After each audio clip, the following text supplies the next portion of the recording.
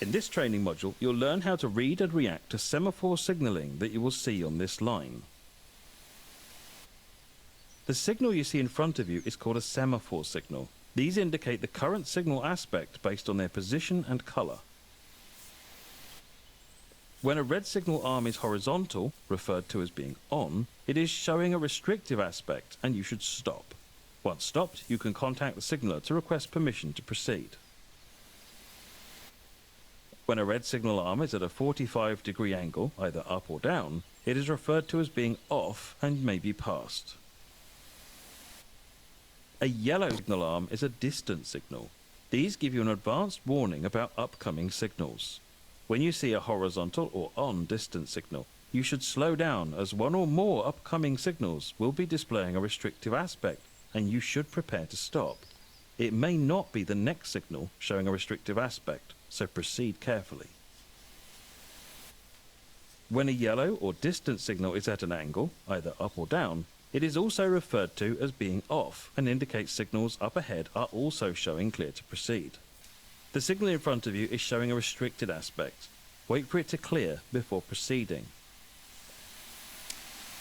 Welcome back, guys. So today looks like we're actually doing the semaphore signal training, and as you guys saw, or saw in the instructions right now, we are stopped because the signal is red, and if you can look at it, it actually does say, so this one is red here, and the moment this goes down, so this hole here will actually become kind of empty or something, so that means that we are clear to go. That's how this one, see? Yeah, so if you look at this one, this is very interesting. So the moment the signal, this board goes up, the hole actually shows either this red one or whatever the dot behind is green one. So this means we are good to go.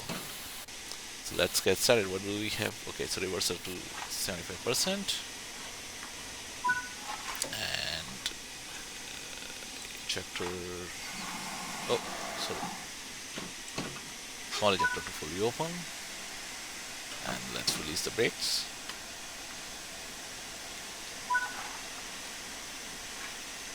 And let's generate the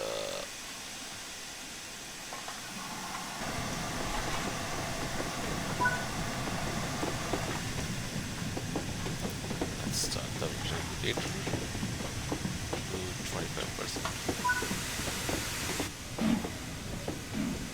Okay, so we do have passengers in this one though. So the passengers are sitting. How long is the train though? Okay, so it is a passenger train. 5 cars attached. Okay, and this is glass. Okay, so this is what I was talking about, guys.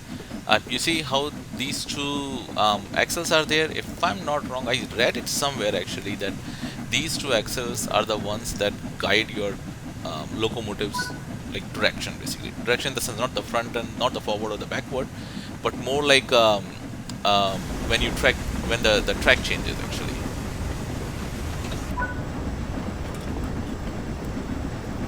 Okay, so we're gonna stop in 2 miles. But that's a beautiful view, like classic European style weather actually. The gloomy weather. And look at, so we are basically back in 1940s or 50s era right now, because if you look at the car, or if you actually look at this crossing, let me change the view, yeah. So if you look at this crossing and the gates over here, look at the cars. See, it's classic 1940s, 50s era cars.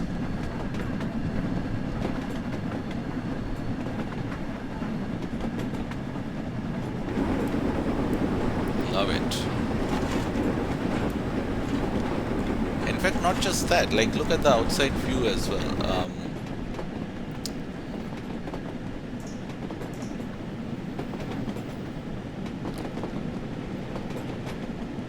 The hills and the greenery, trees, farms, houses, beautiful.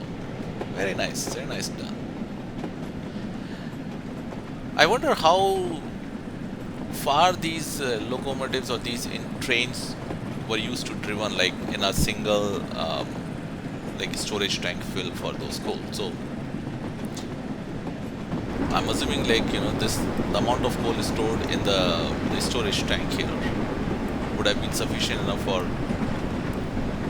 maybe like couple of hundred or maybe more than that, like maybe 500 miles drive or something like that.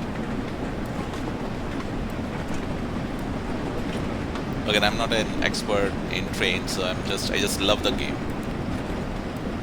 So I can't speak about what was the capacity or the efficiency or the mileage. I would say the mileage of the train engines with a full tank of coal. Hey dude, what happened? Work. So we have to stop in 0.9 miles.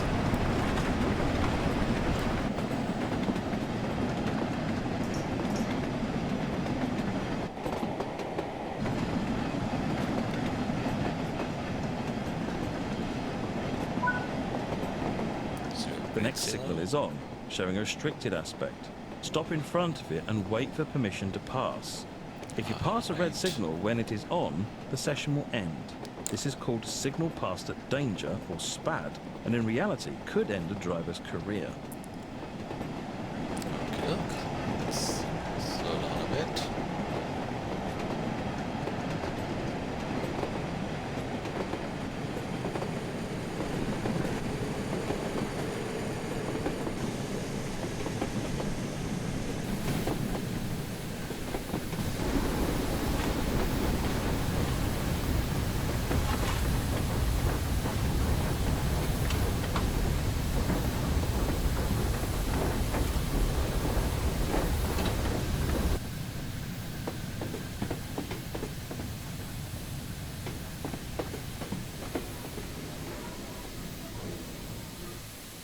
Ooh, I guess we perfect stop. All right, so we gotta wait for this signal now.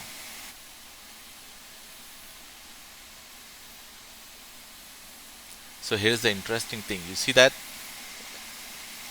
So there are two dots. One of them is a red one, and the other one is green here. And once the signal or this board actually goes up, so the red one is replaced by the green one, which means you're good to go. I'm assuming there is a new train coming. Or okay, so there is a locomotive coming from the other side, and that's the reason why it gave us a red signal. So, but this is a really complex system, though. In real time, nowadays it's more like electronics, so everything is determined by the system brains, that's running. But previously it used to be all manual, so that's why we had like what you call it, the signal masters that will keep an eye on the trains coming and going, and based on that they'll just on and off the signal. And it used to be a huge deal, because not only just the train master, but the train engineer has to be careful about that as well. We're good to go, so let's increase the power.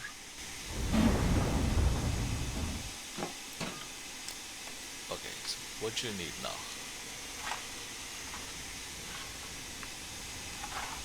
7% good enough for you? Okay, now it's good. Alright, so for some reason even 10% was or maybe it's just the wet tracks.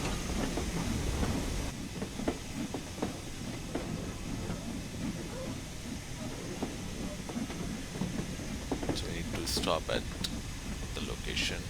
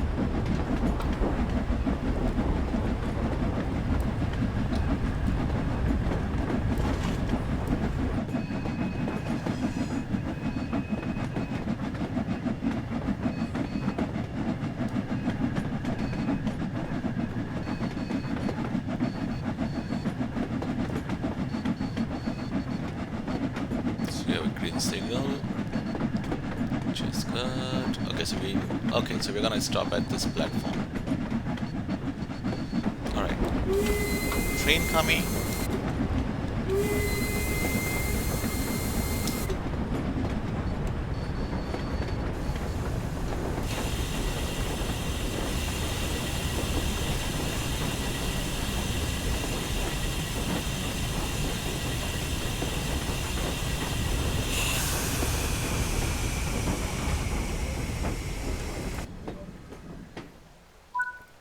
Good stop.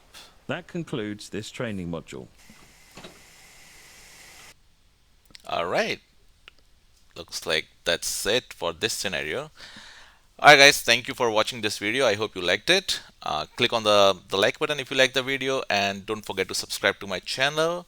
I'll see you guys in the next scenario. Till then, have fun. Goodbye.